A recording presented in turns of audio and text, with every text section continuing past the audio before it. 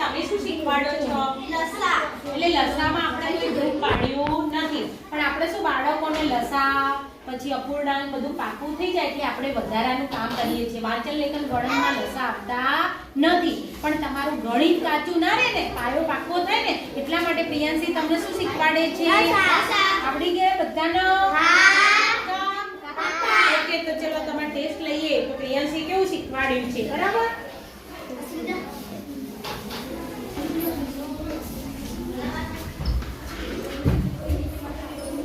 Okay, બે સંખ્યાનો ચલો લસા કાઢવાનો છે. 25 અને 30 અક્ષર આવી જાઓ.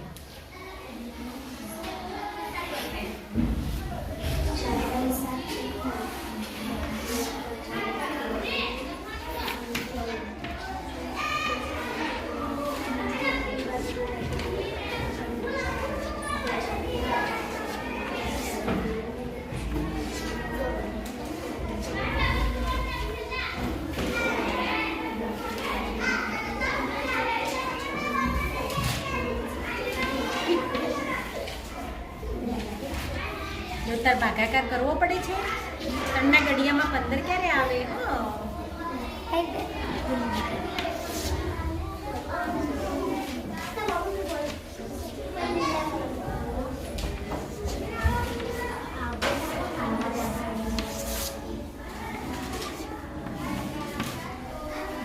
ઓકે, હજુ કર.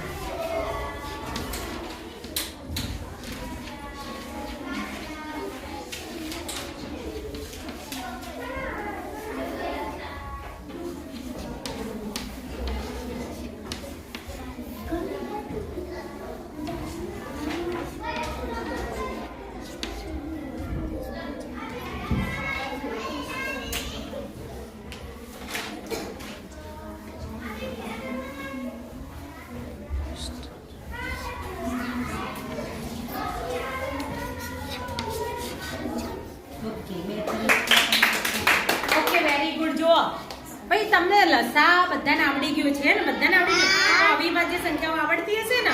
ચલો બોલો 1 થી 30 સુધીની બોલી જાઓ બધા સાથે. હા, અવિભાજ્ય.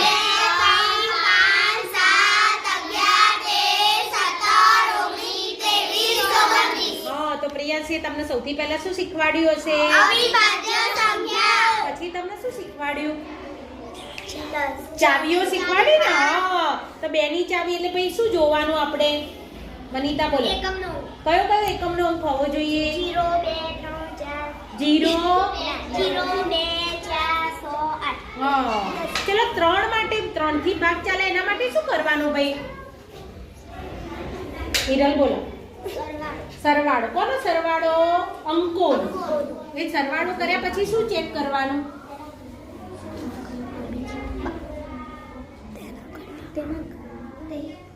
તેના ઘડિયામાં આવે છે તે 3 ના ઘડિયામાં. સરવાળો